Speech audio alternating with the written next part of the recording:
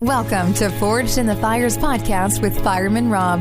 Being a fireman, father, veteran, husband, world record holder, and Ironman, he brings stories of experience to impact your life while challenging you to live it. What do you want from your life? Why do you want it? Are you willing to go through the challenges to get there?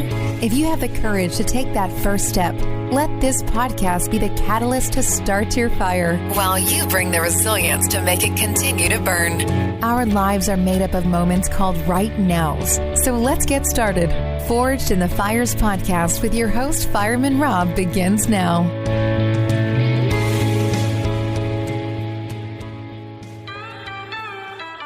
We got the same blood, the same blood. Stay by your side, it's ride or die. We've got the same blood. Welcome back to Forged in the Fires podcast. I'm your host, Rob Verhelst, better known as Fireman Rob. Now, I have a great guest here. I had the honor of running for a cause that he has started with Ironman called the Gold Star Initiative. And this gentleman has a story that will keep you wanting to drive forward in your life. Mike Ergo, it is so great to have you on the show today. Rob, thank you, brother, man. It's good to be on here with you. Good to be talking to you again. Oh, you know, your story, and I was out there. I did the Super Frog 70.3, and I got to carry the flag for this program that you and Lisa started, the Gold Star Initiative. And it's just such a powerful program. I felt it for myself, but also it was great to give some healing to the family. Can you give us an idea of how this Gold Star Initiative started and really what is it about?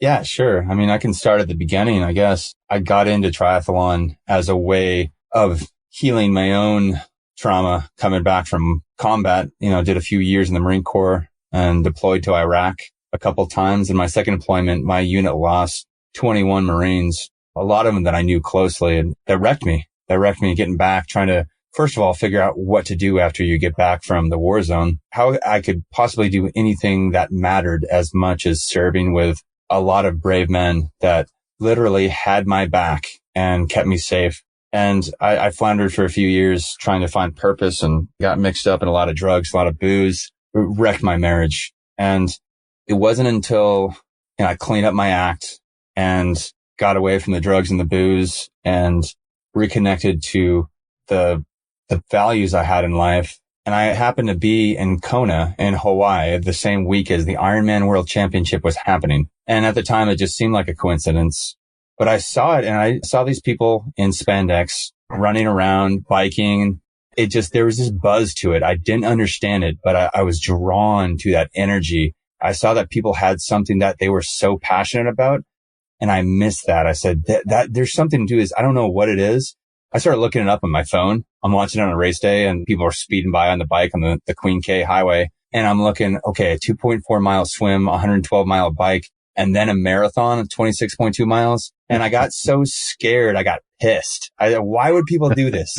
It really bothered me. And it really bothered me because I saw people that were connected to passion, and it was a look in the mirror. And when I saw reflecting back at me was someone who had given in to fear. And I was, I had a lot of work to do to heal from trauma, to heal from PTSD. And really what I was looking for, what I found is a way to connect to the grief I hadn't processed from losing all my friends. Yeah. And so it was shortly after I got back from Kona that I saw a video of a woman named Lisa Hallett who started running after her husband was killed in action in Afghanistan. And she said, I needed to get out of the house. I needed to do something. I was tired of just sitting in my grief. And she started running. And then eventually she dedicated the runs she would do and races to her husband.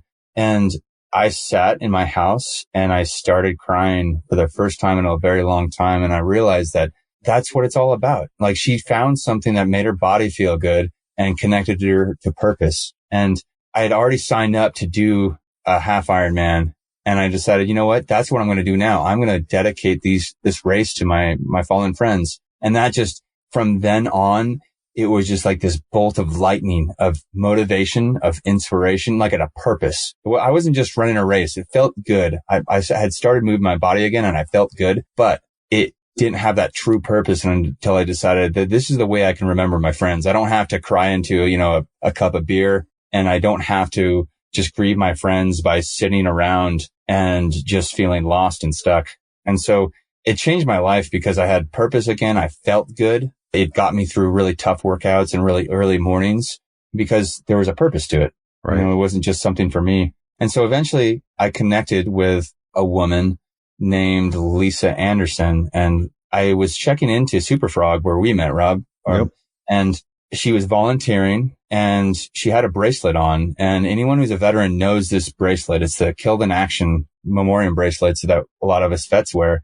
And I saw a name on there and it said United States Marine Corps. And I just asked her, I said, "Hey, is that your son?"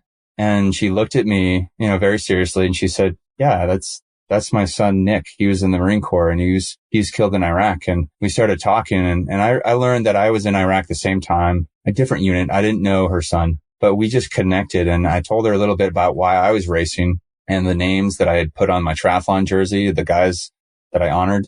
And I just knew that I told her, I was like, we're going to do something powerful together. I just feel it. I don't know what it is, but we're going to do something cool together. So eventually we decided that, hey, what if we find local Gold Star families, local families who have lost someone who's serving in the military? And what if we carry a flag, have a veteran carry a flag for that Gold Star family, invite them to the race to be the VIPs, guests of honor, and we include them? Because here's what we discovered talking together. And it's something I've felt and she felt. And we realized we're suffering in the same way, but totally alone. She was telling me that she was hurting and obviously missing her son. And she was sad too, because a lot of the Marines in her unit were hesitant to talk to her because they were feeling their own grief. Right. And I recognized that in myself. It took me so long to connect to the families of the guys in my unit who were killed because I felt guilty. I felt so guilty for surviving. And I said, yeah, I know what it's like to be the person who avoids you, Lisa, because I am that person with the families of my own guys. And we figured out, it's like, okay, we're all suffering alone when being together feels so much better. And, I was worried that if I talked to the families of the guys I was in with, they would resent me and think I was just less than the person that their son was. Like I had failed by not bringing them back. And terrible. Farthest thing from the truth. Oh, yeah. Oh, it sucks. Yeah, The debilitating feeling. And like you said, you used other means to actually subside that feeling of fear or that feeling of that you were lesser. Exactly. It was fear. My body was still experiencing PTSD, which the way I describe it is that your mind and your body are giving you different signals. Like I'd be driving to school and my mind would say, "Oh, I'm in Northern California. Things are safe. Things are happy. Things are good." Everything was just a normal civilian day. But my body was giving me the signal that you're about to die. Something really bad's about to happen. And I would have trouble breathing. I'd start going into a panic attack. I'd start getting tunnel vision and just have this feeling that I either needed to fight somebody or run away or just freeze and disappear. And so that got old. And so I didn't know what to do except for drink and smoke myself into oblivion until it didn't work anymore. Right. Yeah. The cool thing is so a couple things happened, so I was able to feel my heart pumping and my blood pressure getting higher, my pulse getting higher through triathlon, but it was a safe feeling. I could be in my body. So I was able to start processing trauma. My body was able to get the signal that, oh yeah, it's okay. You're in a safe place. You're in a place where no one's shooting at you. Right. I knew that in my head, but my body had to catch up a little bit. And the other thing is that I was able to process the grief too, because to process grief, if you have trauma, you have to process that first before you get to the grief, especially if they're linked. And so once I started learning in a bodily way that I was okay, that I was not about to die, then the grief came out and it was heavy, heavy, heavy stuff. But I would feel it on the run. I'd feel it in bikes, the bike rides. I'd feel it swimming.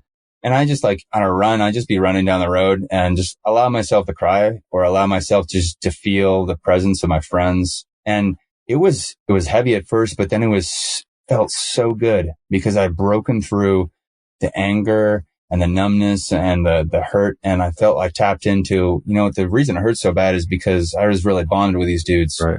People who immense moral quality people that I really looked up to. And so once I connected with that, I was like, I can do that. I can process all these feelings out on the race course. And so Lisa and I decided that, look, she's had the same experience processing grief on the race course. And I said, you know what? We have the Gold Star community, we have the veteran community, and then we have like the civilian community, and we're all trying to figure out how to help each other, but we all are too uncomfortable to really get together. Can you explain for everybody what a Gold Star family or what a Gold Star? Yeah, that because I think a lot of people hear that or they see it on a car and they don't really understand what it is about. Right. So I believe the thing started it might have been in World War II, where if a family had sons or daughters deployed, they would have a blue star and they'd put that, hang that on their window.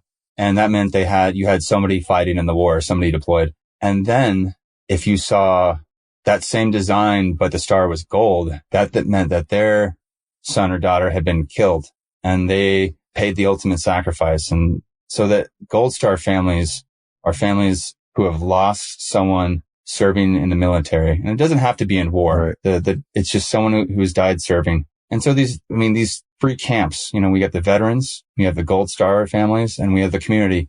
We all want to help each other, but it's just too uncomfortable because we don't know what to say. We don't know what to do. And I said, you know what, that positive race energy that I really first tapped into in the Ironman World Championships when I was just spectating it, I said, this is that buzz. This is a good energy to connect all three of us, the community, the veterans, and the Gold Star families. And I said, what if we just get them all together and see what happens and just really show that people have not forgotten your son or daughter, that we all want to remember them. And it worked out. I tried it out just myself in Santa Rosa in 2018, and I carried a flag for a marathon. That's the running portion of Ironman for a local Gold Star family. And he's this Army Corporal, Josh Kynock, and I carried it, and Josh's mother was there. And then Josh's daughter, who he had met as a newborn, but he went back to Iraq and was killed very shortly after his daughter Savannah was born. So I got to carry the flag and tell them, look, your son is not gone. He's not forgotten. Your dad is not gone. He's not forgotten. He's in our hearts, and we're carrying his memory. We're carrying him with us. And people remember, and people want to embrace you. And so we literally embraced at the end, gave him the flag, and it felt so good. It was cool because I had this picture in my head as a Marine that service just has to be something miserable. And like service had to be like picking up cigarette butts, or like digging ditches or like carrying like sandbags. And I was like, that's service, so it has to be something you hate. But then I was like, no, it can be something you like doing. So it just like, and it's lightning in a bottle. It's so cool. And so now we've taken this Gold Star. Ironman saw how positive the reception was from the family, from other veterans, from me, from the community. And I asked him, I said, can we make this something national? Can we bring this to other races? So it's not just a one-time thing that I did in one location at one point in time for one family. And Sarah Hartman, head of the Ironman Foundation, said, yeah, absolutely. And so we did, like last year, like you participated in, made the Gold Star Initiative. We had it in 4 different races last year and coming in 2019. And then in 2020, we're going to have, I believe it's 10 That's races. Amazing. So, because I know it needed to spread. It needed to be something that other people got to take part in. And we got to really honor a lot of families who were suffering and kind of cut off from the community. Here's one thing that really catapulted me into believing this needed to happen and how important it was, is I talked to more than one family, but I remember one in particular. And this Gold Star mom told me that after her son was killed, that there was a lot of support from the community. Everybody rallied behind her and her family up until the funeral. And then after the service for her son, nobody knew what to say anymore. They didn't know what to do. So she noticed she was being ignored and shunned. And some friends just were uncomfortable being around her because they didn't know what to say. So their own discomfort further shut her out from the community. So, I mean, imagine this. She not only lost her son, but then she loses her friends and her community. So I was like, okay, this sucks. This doesn't need to happen. It just doesn't need to happen. So now we have this event that we all gather around that everybody can participate in, spectators, athletes, and families. So it is so cool. It feels so good, and it's so fun, and it's a great place to be. I mean, you got to experience that down in San Diego or earlier in the fall. Yeah, so it was an amazing experience. I mean, I didn't understand the power. Having raced my fire gear, I understood the power of your passion, of your purpose, and really wearing it on your sleeve to say, your actions are going to speak louder than any words that you could ever say. And the feeling that I got from that day in San Diego, running in that race, well, not running, that 8 miles in the sand, it was a beautiful, slogging away. But it was so powerful, not only for myself, and that was something that I didn't expect to take away. And I think you touched on that finding that passion, that purpose, and speaking to a lot of veterans who may be listening, it is finding that purpose to keep driving forward. Because before, when you're in the military, having been in the Air Force, I understand that concept of you have that drive, you have that mission, that objective. And once you get into civilian life, there isn't one. It's not clear cut. And you were speaking about that. How did you get out? So you went to Ironman World Championships and saw that happening. How did you get that mindset? How did you all of a sudden change that mindset to be able to say, I need to live my life now?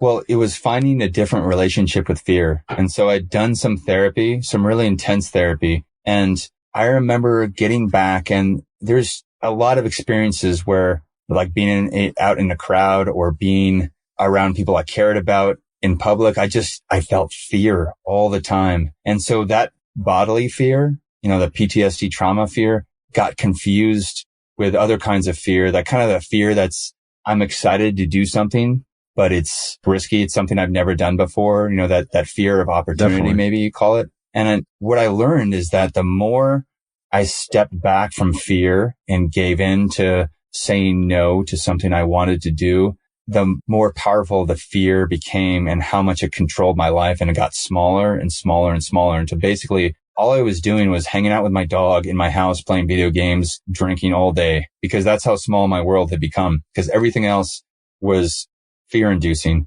But then once I started working on taking steps into fear and recognizing fear for what it was. So yeah, there's some nervous energy that's part of fear. But what I also recognized, and this was the life-changing thing, was that fear was like a beacon of what my next step was. So if I was, say, the same feeling of fear you get, like for me, like before I asked my wife out for the first time when we started dating, like, oh man, this is something my heart desires that I want. And I'm scared of it because, I really want it. I hope it doesn't, Right. I hope I don't fail. And the same kind of, and the same kind of fear where you're really risking yourself. Like this could go horribly wrong. I could get rejected, but there's also the excitement. And that's the signal that I was missing. That's always there in that kind of fear. That excitement is always there of like, it's your heart saying, oh, this is something that I really deeply connect with. And I want to do this. Will I actually take that step though?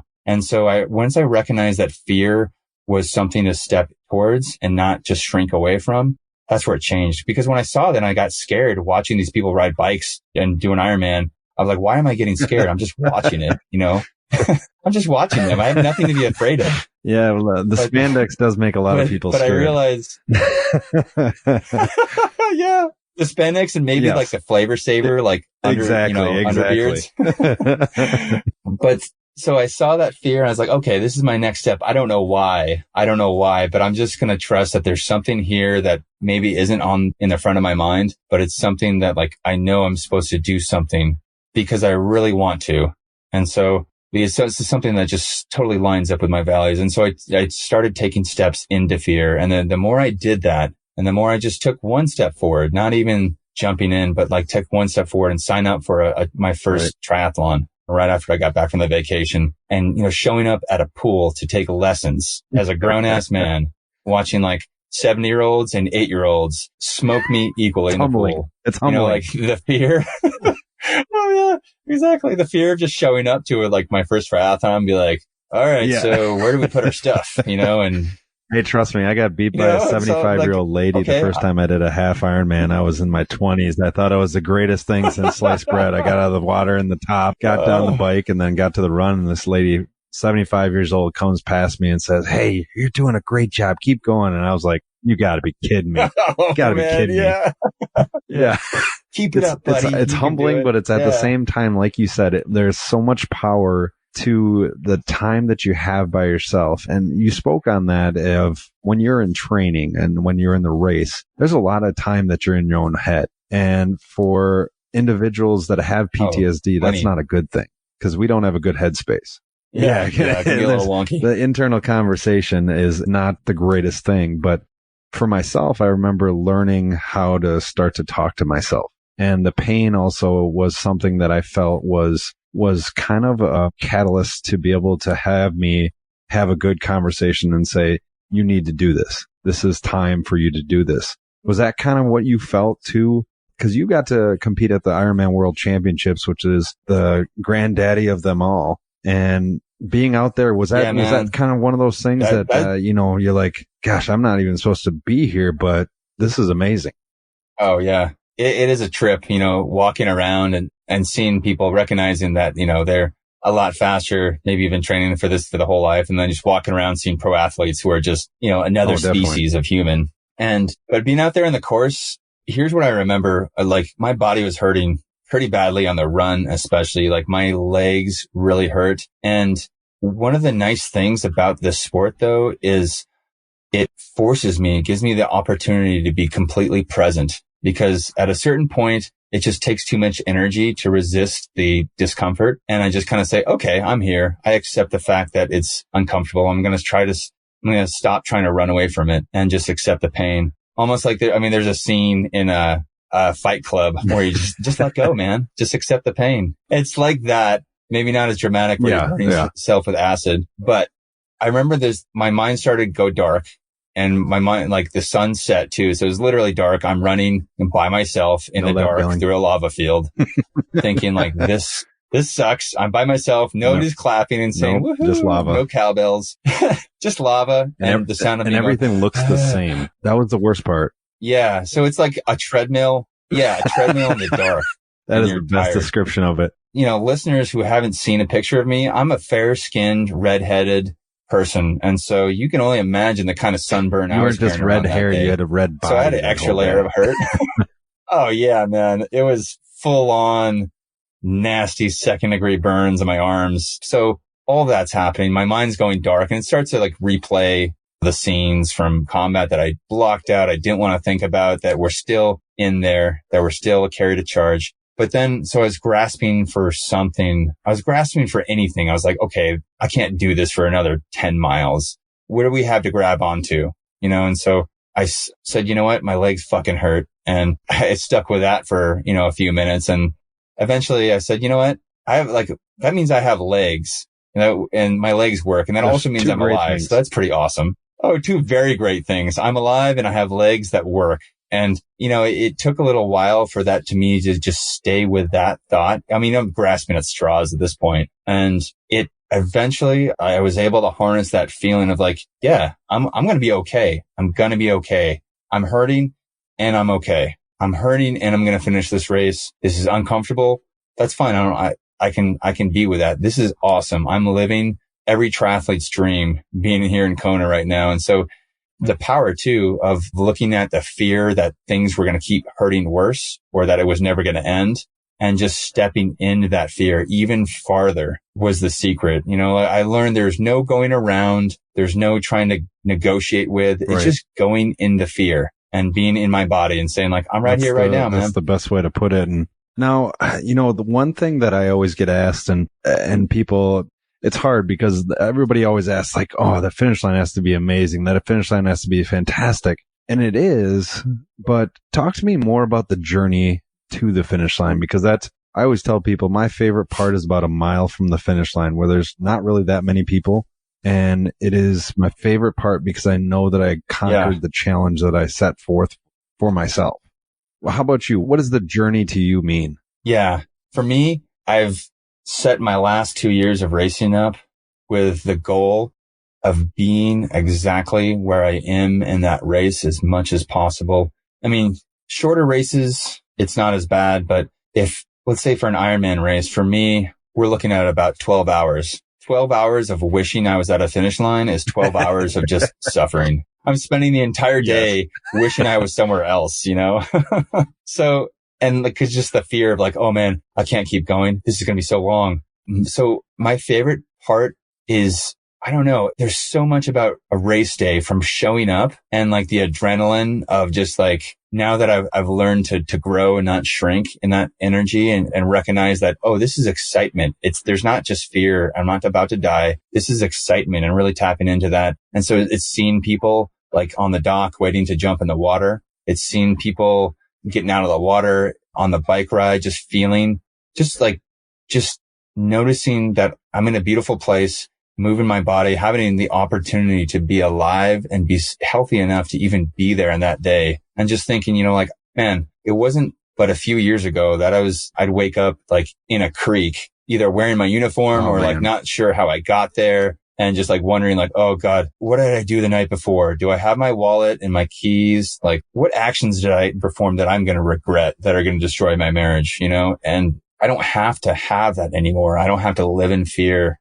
And so during the day, like I think in the race, maybe I think it's the entire run, because one, there's a lot of positive feedback when people see the flag being carried, and it could be a big ego boost. But what I try to do is keep that in perspective and say, like, people are happy, one, that I'm home, but people really are excited that we're keeping somebody alive and that we're really embracing this family who is suffering and missing their loved one. And people really believe in this. Like, this is a real thing that people are excited about. And so I get to share the story along the run about who I'm carrying the flag for and what this is about, and just see how people get excited about that too. And it's like, we're all sharing in energy, we're all sharing in like getting each other to the finish line.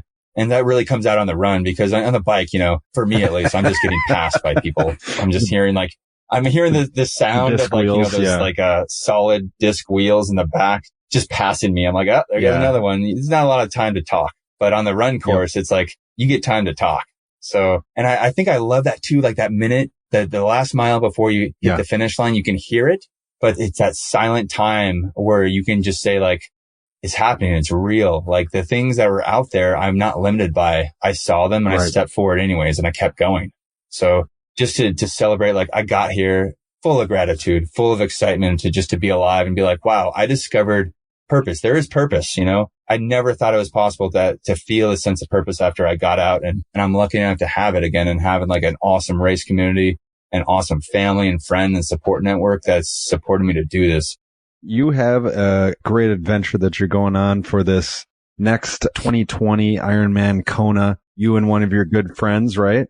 Yeah, I asked the Ironman Foundation if we could bring the Gold Star Initiative to the big stage, to Kona again. And one, I needed some redemption. I needed to learn how to put on sunscreen the right way to not get burned. But two, like this time, like I get to carry the flag for Lisa's son, Nick, and it's bringing it full circle. When I met Lisa and I said, we're going to do something powerful together. And I've always wanted to be able to get her that feeling of being able to know how many people really can appreciate or honor the sacrifice that her son made and that her family made, and let her know how embraced she is. And I cannot wait, because I'm going to get to carry the flag for her son, Nick, and come to that finish line. It's the greatest finish line in sports around the world, and bring that flag down Lee Drive and be able to give that to her. So I'm going with the Ironman Foundation, and I'm raising $30,000 for the Ironman Foundation, who funds the Gold Star Initiative, among a lot of other things.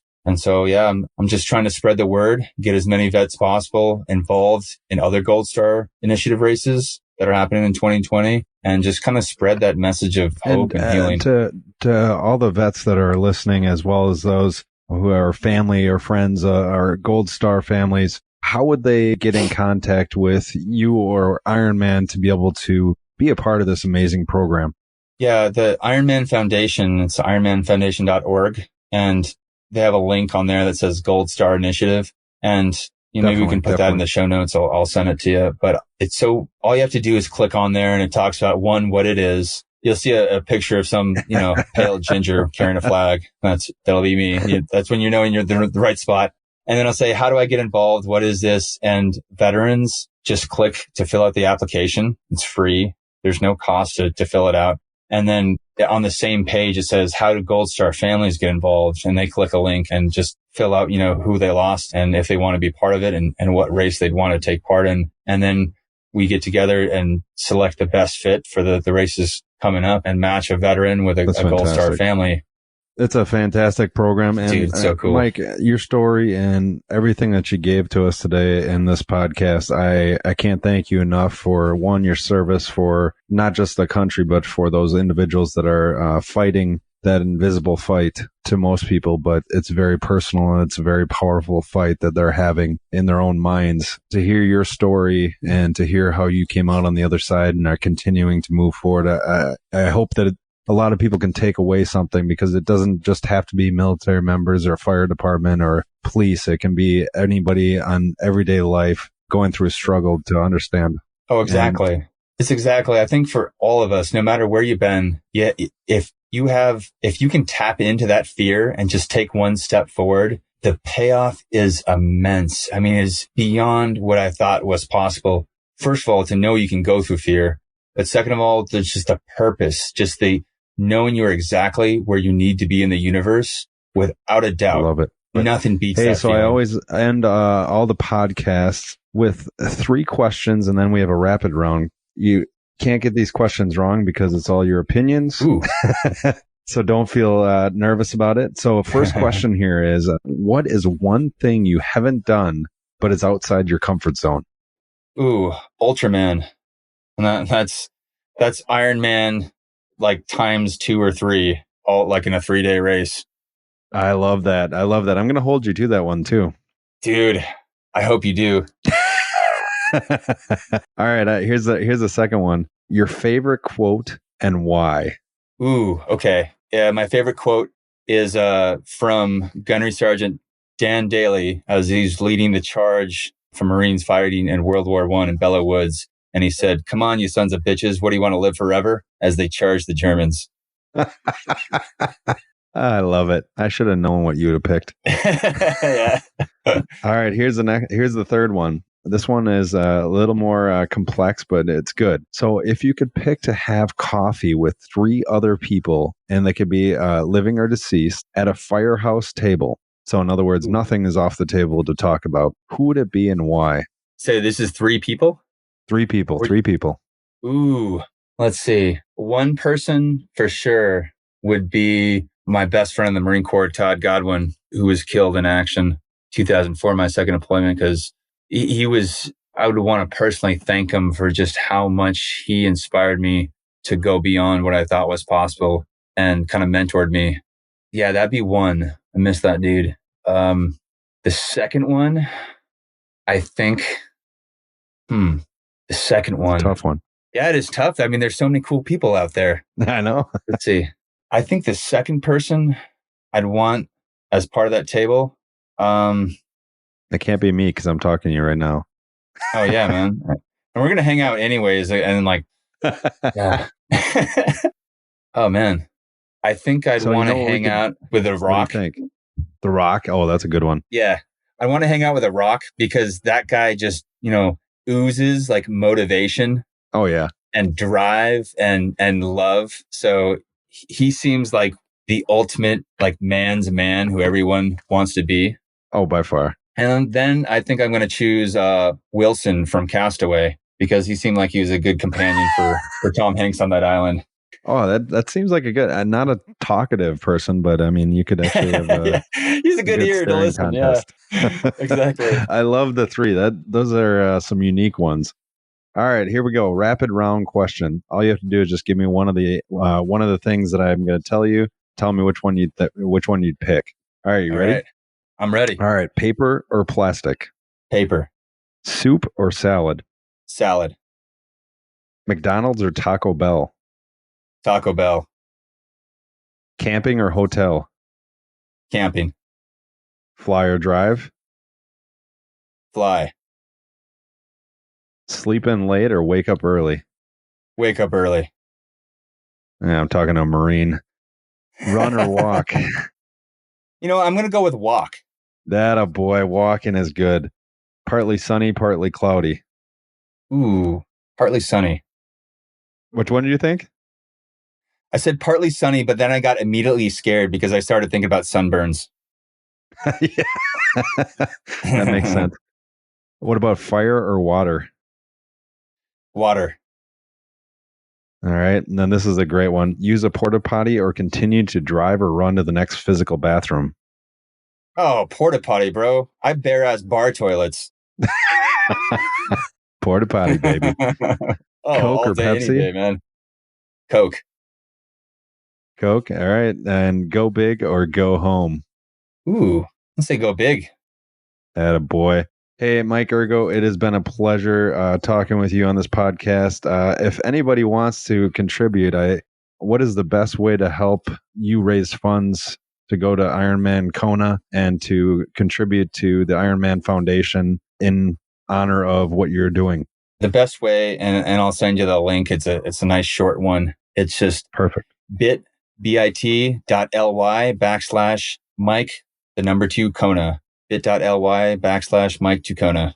Okay, perfect. Thanks so much for being on this podcast, Mike. You've been a great inspiration, and you started something amazing with that Gold Star Initiative, as well as just being able to talk to other vets and help them along the way. So thanks so much for being on here today, and definitely look forward to talking with you again. Yeah, I love you, brother. Thank you. All right, love you, brother. Have a good one. All right. All right, bye. Thanks for listening and supporting the Forged in the Fires podcast with Fireman Rob. Remember, don't forget to like and subscribe to this podcast, and please share this episode with a friend or family. To find out more about Fireman Rob or reach out about a question, go to www.firemanrob.com. Until next time, live your life forged in the fires.